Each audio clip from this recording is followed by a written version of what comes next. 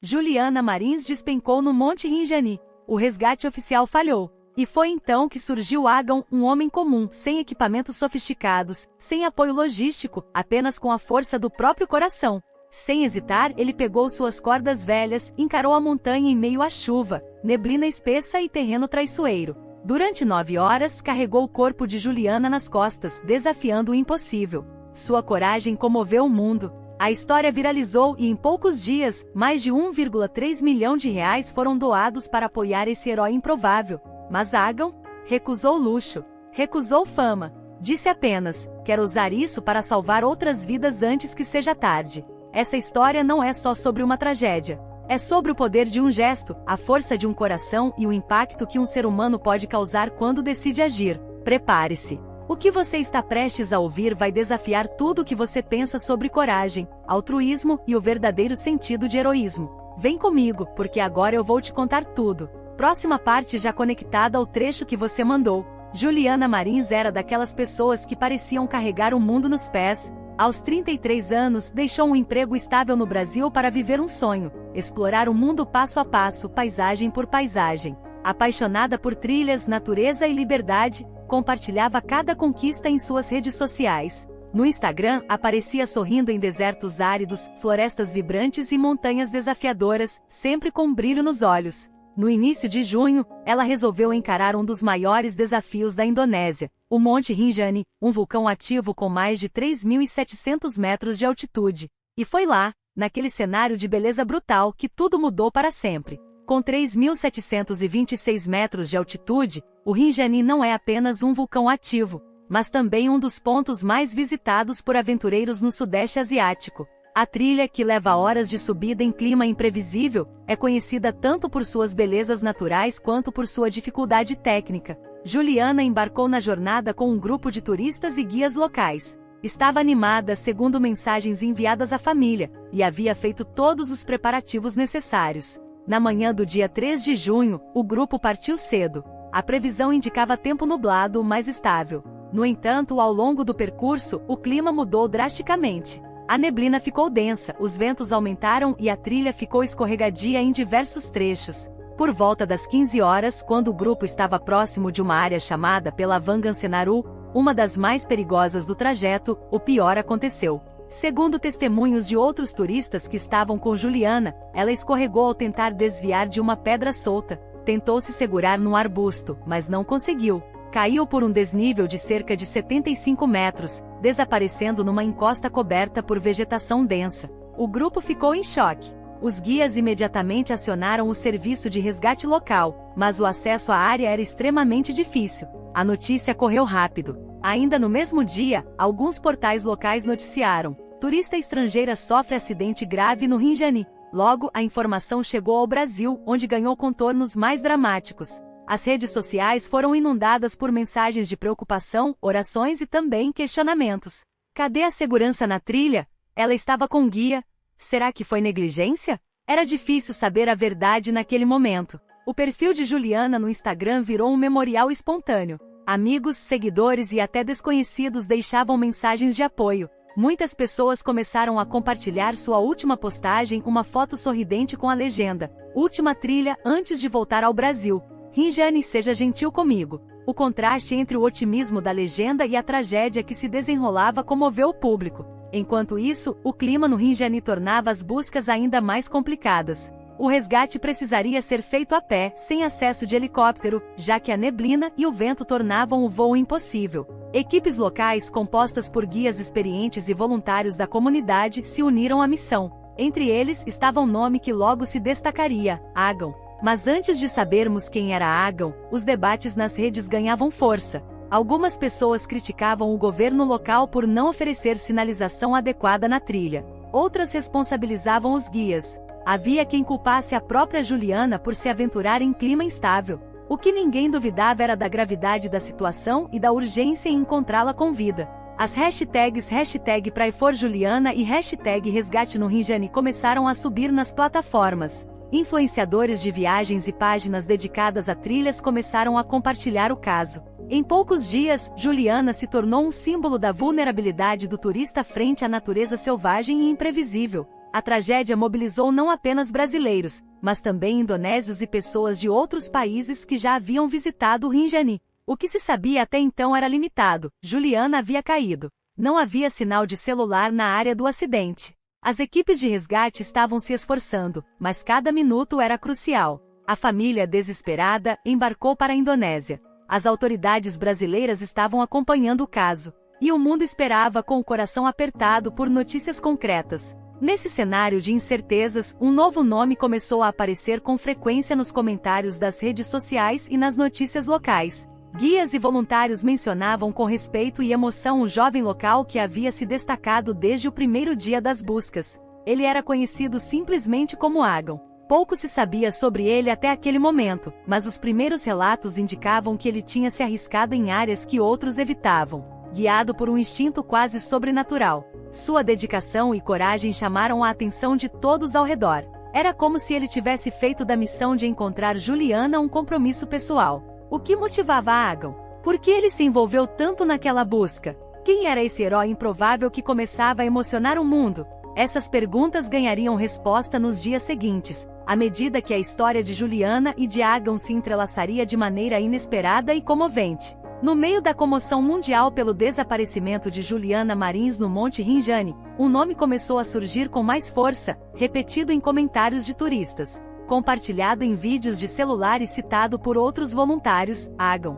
Sem uniforme, sem crachá e sem nenhuma autoridade oficial, ele se tornou o rosto mais reconhecido da operação de busca, não por status, mas por atitude. Agon é natural da pequena vila de Senaru, localizada na base do Monte Rinjani, na ilha de Lombok, Indonésia. Cresceu entre florestas, trilhas e histórias contadas pelos mais velhos sobre os mistérios da montanha. Filho de agricultores, sempre teve contato direto com a natureza. Ainda criança, aprendeu a caminhar por trilhas difíceis, identificar sinais da floresta e respeitar o espírito da montanha, uma crença comum entre os moradores locais. Mesmo vindo de uma origem humilde, Agon sonhava alto. Com muito esforço, conseguiu estudar em Mataram, capital da província, onde se formou em antropologia. Estudava o comportamento humano, as relações com a natureza e o turismo sustentável.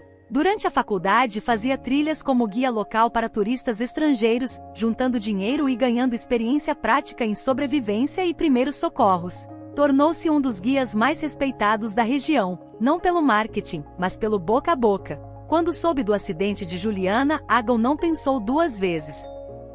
Ela poderia ser minha irmã, minha amiga. Alguém que só queria ver o mundo e se perdeu, disse Agon em uma entrevista posterior, com humildade e firmeza. Em vez de se destacar ou se vangloriar, ele se juntou à equipe de voluntários como se fosse apenas mais um. Nunca se colocava à frente. Quando a imprensa ou os curiosos o procuravam, sempre dizia: a equipe está trabalhando duro, mesmo quando ele mesmo fazia mais que todos.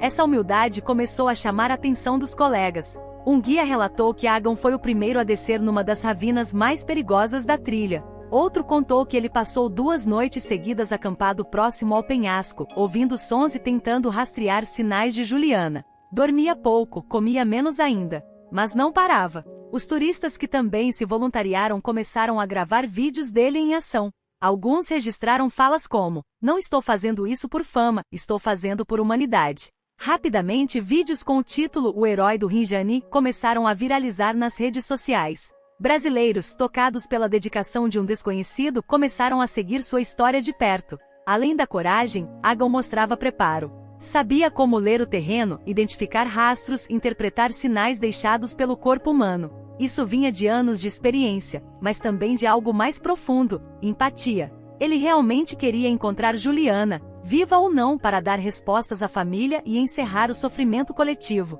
Para ele não era uma missão técnica, era pessoal. E o mais impressionante, ele nunca pediu nada em troca. Recusou doações nos primeiros dias. Rejeitou entrevistas com canais pagos. Só aceitou falar com a imprensa quando percebeu que poderia usar a visibilidade para conseguir mais recursos para a equipe de resgate, que, aliás, ele sempre incluía em tudo o que dizia: "Nós estamos tentando tudo.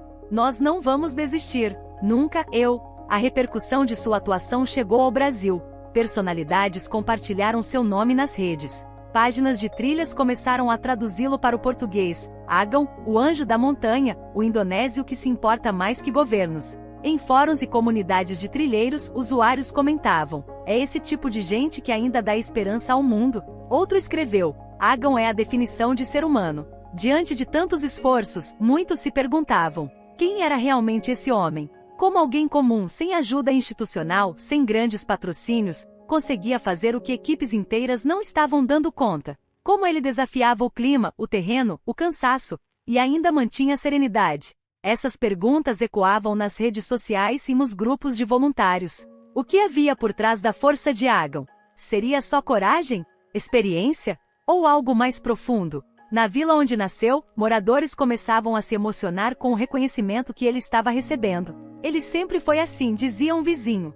Quando alguém se perdia na floresta, era ele quem ia procurar. Nunca com medo, sempre com coração. E assim, enquanto as buscas continuavam e o mundo observava com ansiedade, Agon seguia a montanha acima. Com seus próprios pés, com suas próprias escolhas, com o coração voltado para alguém que nunca conheceu, mas que agora fazia parte de sua história. Mas o que ninguém imaginava era que esse homem simples, movido por valores quase esquecidos, estava prestes a fazer o impossível. No terceiro dia das buscas, uma densa neblina cobria o Monte Rinjani como um véu. A visibilidade era quase nula. A lama escorria pelas trilhas e as pedras soltas tornavam cada passo um risco. Ainda assim, Agon não recuou. Munido apenas de cordas, lanternas, uma mochila leve e o apoio de 4 voluntários, 2 guias locais e 2 turistas experientes, ele desceu até uma das áreas mais inacessíveis da encosta. Era uma ravina estreita, cercada por árvores tortas e chão instável.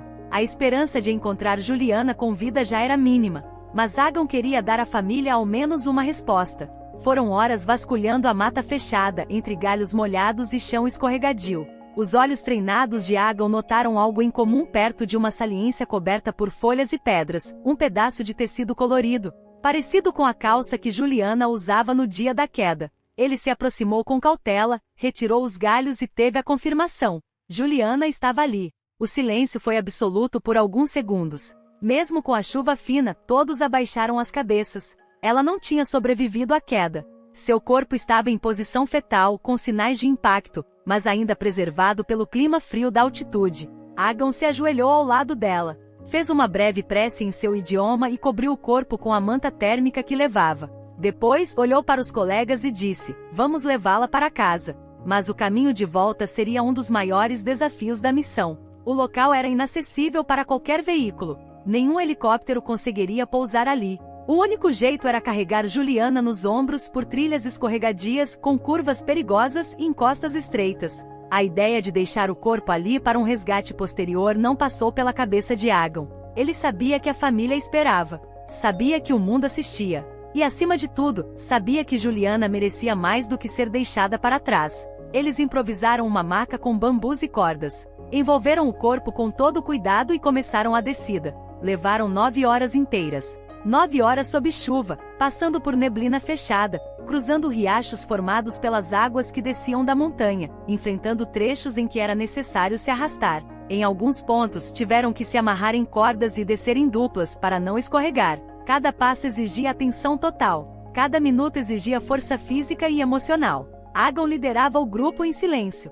Quando um dos voluntários quis parar por exaustão, ele dividiu sua água e disse: Juliana está contando com a gente. Mesmo sem conhecê-la em vida, falava com respeito e cuidado. Protegeu o corpo da chuva, manteve os rituais locais de respeito ao falecido e, sempre que possível, dava palavras de encorajamento aos outros. Não havia ambulância esperando, nem imprensa no local. Apenas a floresta, a neblina e 5 homens carregando uma vida perdida com o máximo de dignidade. Quando finalmente chegaram à base da montanha, já era noite. Os primeiros a ver o grupo foram outros voluntários, que correram emocionados ao encontro deles. Um dos turistas que ajudou na descida caiu de joelhos, chorando. Um guia local murmurou: nunca vi ninguém fazer o que esse homem fez. A notícia do resgate se espalhou rapidamente. Turista brasileira encontrada morta no Rinjani, corpo resgatado por voluntários, era a manchete em vários sites. Mas nos comentários, o que chamava atenção era sempre o mesmo nome: Agon. Jornalistas tentaram entrevistá-lo ali mesmo, mas ele recusou. Pediu apenas que respeitassem o luto da família. Quando insistiram em chamá-lo de herói, ele respondeu: o verdadeiro herói seria quem a trouxesse de volta com vida. Eu só fiz o que devia. A família de Juliana chegou à Indonésia no dia seguinte. foram recebidos com todo cuidado. Ao conhecerem Agon, o pai dela tentou agradecer. Agon apenas o abraçou em silêncio. Não houve discursos, nem pose para fotos. Só um gesto humano que dizia tudo. Nos dias seguintes, centenas de pessoas passaram a seguir Agon nas redes sociais. Compartilharam vídeos, depoimentos e mensagens de agradecimento. Alguns começaram a chamá-lo de o Anjo do Rinjani, mas ele seguia em silêncio, recusando homenagens públicas. Continuava a trabalhar na vila como sempre fez, longe dos holofotes. No entanto, algo inesperado estava prestes a acontecer. Sensibilizados pela história, um grupo de brasileiros criou uma campanha de arrecadação online. O objetivo era levantar fundos para agradecer a Agon e ajudar sua comunidade, onde faltavam recursos básicos. Em poucas horas, milhares de pessoas doaram. Gente que nunca tinha ouvido falar de Rinjani, mas que se emocionou com o gesto de um desconhecido. O valor arrecadado ultrapassou 1,3 milhão de reais. E quando Agon soube da quantia que estava sendo enviada para ele, sua reação surpreendeu a todos. A história de Agon comoveu o mundo. Quando o corpo de Juliana Marins finalmente foi retirado da montanha após 9 horas de esforço sob chuva, lama e neblina, o nome de Agon se espalhou como fogo nas redes sociais, não como um influencer nem como uma celebridade, mas como símbolo de algo raro, a verdadeira bondade. Mensagens vindas do Brasil e da Indonésia se multiplicaram. Heróis sem asas, dizia um comentário. O anjo da montanha, afirmava outro. Um usuário escreveu, enquanto muitos falam, esse homem fez. Pessoas se emocionavam com a simplicidade, a coragem e o silêncio de Agon, que recusava entrevistas, evitava homenagens públicas e só pedia respeito à dor da família de Juliana. Foi então que um grupo de brasileiros decidiu fazer algo a mais. Criaram uma campanha de arrecadação online. A meta inicial era modesta, apenas alguns milhares de reais para agradecer simbolicamente a Agon. Mas o impacto da história foi tão profundo que em poucos dias, mais de 1,3 milhão de reais foram arrecadados. As doações vinham de todas as partes do mundo, mas principalmente do Brasil e da Indonésia. Pessoas comuns, famílias, trilheiros, ex-turistas do Rinjani, até artistas e influenciadores participaram. Alguns doavam R$10, outros R$1.000. Mas todos deixavam mensagens parecidas. Isso é por você ser exemplo, você devolveu minha fé na humanidade, não gaste com você e invista nos outros, como você sempre fez. Quando a notícia do valor chegou até Agon, ele ficou em silêncio. Um dos amigos que estava com ele contou que ele apenas respirou fundo, olhou para a montanha e disse, esse dinheiro não é meu. Todos ficaram em choque. Em entrevista breve e comedida concedida a um jornal local, Agon explicou sua decisão. Eu sou apenas um filho da montanha. Fiz o que qualquer um de nós faria. Não posso aceitar esse dinheiro como se fosse uma recompensa. Esse valor deve servir a algo maior. E revelou o que faria com os recursos. Parte seria usada para comprar equipamentos adequados de resgate e primeiros socorros, que ficariam disponíveis na vila de Senaru para futuros incidentes na montanha. Outra parte seria destinada à educação ambiental e ao plantio de árvores nativas nas trilhas do Rinjani, ajudando a preservar o ecossistema local, muitas vezes degradado pelo turismo em massa.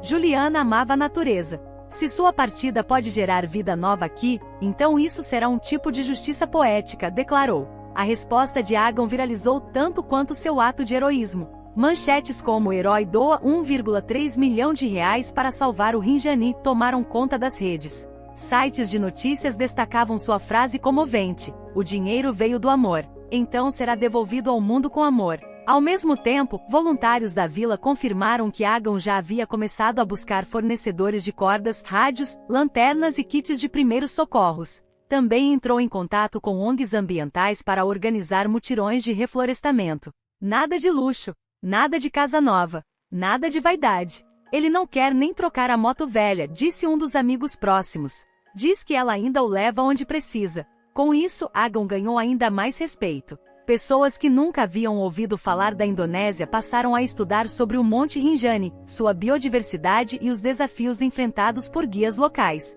Outros turistas, inspirados por ele, decidiram ser mais conscientes em suas viagens, evitando trilhas ilegais e respeitando limites da natureza. Mas nem tudo eram flores. Com a visibilidade internacional e os elogios crescentes a Agon, começaram a surgir críticas em outras direções. Pessoas questionavam por que as autoridades locais não agiram com mais rapidez no resgate. Algumas ONGs apontaram a falta de estrutura pública para incidentes em áreas turísticas. E mais, surgiram rumores de que alguns guias e empresas da região estariam tentando se promover em cima da tragédia. Alguns acusaram certos envolvidos de se aproximarem da família de Juliana apenas para aparecer nas mídias. Outros reclamaram de desorganização e negligência nas primeiras horas após o acidente. Comentários do tipo "onde estavam os responsáveis quando ela caiu?" começaram a circular nas redes. A comoção deu lugar a questionamentos, e também a busca por culpados. Agam, no entanto, se manteve afastado de qualquer conflito. Não comentou as acusações, não apontou erros, nem alimentou polêmicas. Continuava ajudando como podia, trabalhando com a comunidade e evitando os holofotes. Mas mesmo com toda sua humildade, as críticas contra outros envolvidos começaram a incomodar parte da população local, que se sentia injustiçada. Alguns diziam que estavam sendo esquecidos ou até difamados. Começava a se formar um clima de tensão. E no meio desse novo cenário, a pergunta que surgia era inevitável: até que ponto a tragédia de Juliana estava sendo usada por interesses de terceiros? Com o mundo ainda comovido pela história de Juliana Marins e o heroísmo de Agam, um novo debate começou a ganhar espaço, principalmente nos comentários de redes sociais, fóruns de trilha e até em podcasts de aventura. Afinal, quem era o responsável pelo grupo de Juliana no dia da tragédia? E até que ponto o acidente poderia ter sido evitado? O nome que passou a ser citado com frequência era o de Ali Mustafa, o guia oficial que acompanhava Juliana e outros turistas na subida do Monte Rinjani. Em várias plataformas, opiniões começaram a se dividir. Alguns internautas o defendiam. Ali só mostra o caminho, não controla o clima nem impede acidentes. Outros, mais críticos, afirmavam: ele deveria ter avaliado melhor as condições da trilha. Se fosse inseguro, tinha que ter abortado. A polêmica cresceu quando trechos de áudios e mensagens trocadas por Juliana com amigos antes da trilha indicavam que o grupo estava com receio por causa da neblina. Está nublado, mas o guia disse que é normal, dizia um dos trechos. Para alguns, era um indício de negligência. Para outros, apenas uma decisão de risco compartilhada entre todos. Ali Mustafa, até então pouco conhecido fora dos círculos locais, passou a ser questionado. Quando finalmente falou à imprensa, afirmou: fizemos o que sempre fazemos. Seguimos as regras da montanha. Mas tragédias acontecem mesmo com cuidado. A declaração gerou reações mistas. Alguns entenderam. Outros viram como falta de empatia. Nesse clima tenso, Agam foi mais uma vez citado, agora como uma espécie de escudo involuntário. Muitos comentavam que o destaque dado a Agam havia desviado a atenção das falhas das instituições oficiais como Basarnas, a Agência Nacional de Resgate da Indonésia. Um podcast brasileiro chegou a afirmar: enquanto todos elogiam Agam, esquecem de cobrar quem tinha a obrigação de agir primeiro. Mas Agam, como sempre, se manteve firme em sua postura pacífica. Em uma rara declaração pública, disse com calma: não é culpa de uma pessoa ou de uma equipe. O problema é maior. Faltam equipamentos, não vontade. Os guias se arriscam todos os dias. Os socorristas fazem o que podem. Mas com pouca estrutura, fica difícil salvar vidas. Essa fala teve grande repercussão. Para muitos foi mais uma prova da grandeza de Agam. Ele poderia criticar, mas preferia construir. Não usava sua visibilidade para atacar, e sim para alertar. Ainda assim, o público continuava dividido. Nas redes, os comentários se multiplicavam. Agam é gigante, mas o sistema é falho. Ele não deveria ter precisado fazer isso tudo sozinho.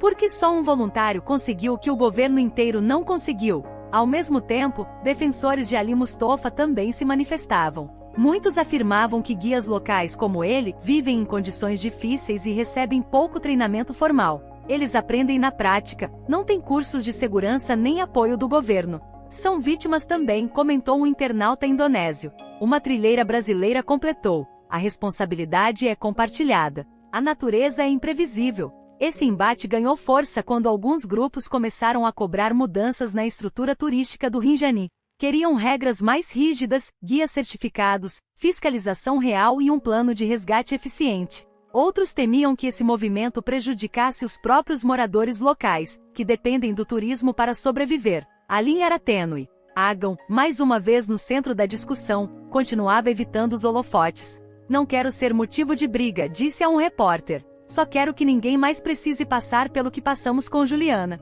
Mesmo assim, o impacto de suas ações era inevitável. Pessoas começaram a enxergar sua atitude como um ponto de virada. Ele havia mostrado na prática que era possível fazer diferente mesmo sem recursos. E foi aí que algo novo começou a tomar forma. Diante da comoção, da polêmica e da força simbólica da história, um grupo de ativistas, jornalistas, ambientalistas e até produtores de cinema se uniu com um objetivo ousado: transformar a história de Juliana, Agam e do Monte Rinjani em algo ainda maior. Não apenas uma notícia de impacto, mas um movimento global de reflexão sobre turismo consciente, empatia e responsabilidade coletiva. Um documentário estava sendo planejado. Campanhas de sensibilização começaram a surgir nas redes. ONGs internacionais passaram a olhar com mais atenção para a realidade dos guias e moradores da região. E no Brasil, escolas começaram a usar a história como exemplo em aulas de geografia e cidadania. O caso, que começou com dor e tragédia, começava agora a inspirar transformação. Mas com toda essa exposição, novos desafios surgiriam. Agam nunca pediu fama, nunca quis holofotes. Mas mesmo sem buscar nada disso, o mundo não conseguiu ignorar sua história. O que começou como uma tragédia isolada no Monte Rinjani, com a queda da turista brasileira Juliana Marins, transformou-se em um movimento internacional. E no centro de tudo estava ele, o homem que desafiou a montanha, guiado apenas por humanidade. Com o passar dos dias, a história de Agam se espalhou para além das redes sociais. Podcasts brasileiros e estrangeiros passaram a contar em detalhes a trajetória do jovem indonésio. Episódios com milhões de visualizações reuniam depoimentos de outros guias, turistas que o conheciam, jornalistas locais e especialistas em turismo de aventura. Todos pareciam buscar a mesma resposta: o que move alguém como Agam? Em um dos episódios mais compartilhados, o apresentador concluiu: Agam não salvou apenas o corpo de Juliana. Ele salvou meu ego, meu coração, minha fé na humanidade. Comentários semelhantes tomaram conta da internet. Pessoas que nunca pisaram em uma trilha se diziam tocadas pela história. Nunca chorei por alguém tão distante, escreveu uma jovem do interior de São Paulo. Esse homem é o que o mundo precisava lembrar que ainda existe. A pressão popular crescia. Agam precisa estar na Netflix, diziam. Esse é o tipo de história que transforma gerações. Produtores independentes, documentaristas e até estúdios renomados demonstraram interesse. Alguns chegaram a enviar propostas formais para produzir um documentário, com filmagens em Lombok, depoimentos dos envolvidos e reconstruções do resgate. O objetivo? Registrar o legado de Agam antes que o tempo o levasse para o esquecimento. Mas não era só sobre ele. A proposta do documentário ia além do heroísmo. Queriam mostrar o contraste entre o esforço individual de Agam e as falhas das instituições. Queriam explorar o turismo de aventura, a negligência com a segurança, o impacto ambiental do crescimento desordenado nas trilhas, e principalmente a resposta humana diante da tragédia. E Agam, como reagiu a tudo isso? Com a mesma serenidade de sempre. Quando perguntado sobre a possibilidade de ver sua história contada no cinema ou na televisão, ele respondeu com simplicidade: se isso ajudar outras pessoas a não se perderem, a respeitarem a natureza e a cuidarem uns dos outros, então pode ser bom. Mas deixou claro que não aceitaria dinheiro.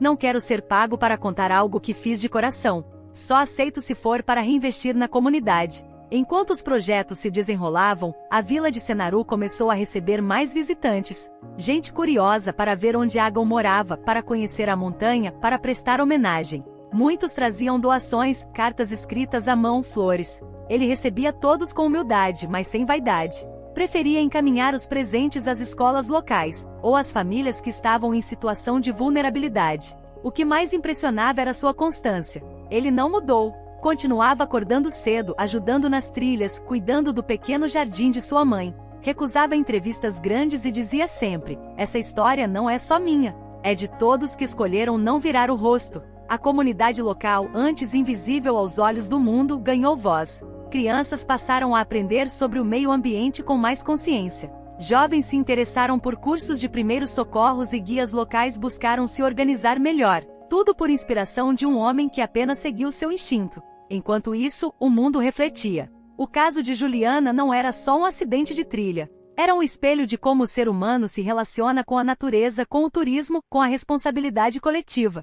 Mostrava como, diante do abandono de estruturas oficiais, ainda há espaço para a ação individual, para a empatia, para a coragem silenciosa. Foi por isso que muitas escolas no Brasil passaram a contar essa história em sala de aula. Professores viam no exemplo de Agam uma oportunidade de ensinar valores esquecidos: solidariedade, respeito, simplicidade. Ele virou personagem de trabalhos escolares, de desenhos feitos por crianças, de redações comoventes. Muitos estudantes escreviam: "Quero ser como Agon." A comoção cresceu tanto que pela primeira vez autoridades da Indonésia começaram a se manifestar. Havia quem pedisse uma homenagem oficial. Outros queriam que Agon recebesse uma medalha nacional. Até mesmo o governo brasileiro, por meio do Itamaraty, sinalizou reconhecimento simbólico por sua contribuição ao resgate da cidadã brasileira. Mas até agora, Agon não recebeu títulos nem medalhas. E tudo bem para ele. Não faço o bem esperando o prêmio. Faço porque acredito que é o certo. Mesmo assim, a pergunta ficou no ar. Será que o governo vai reconhecer Agon?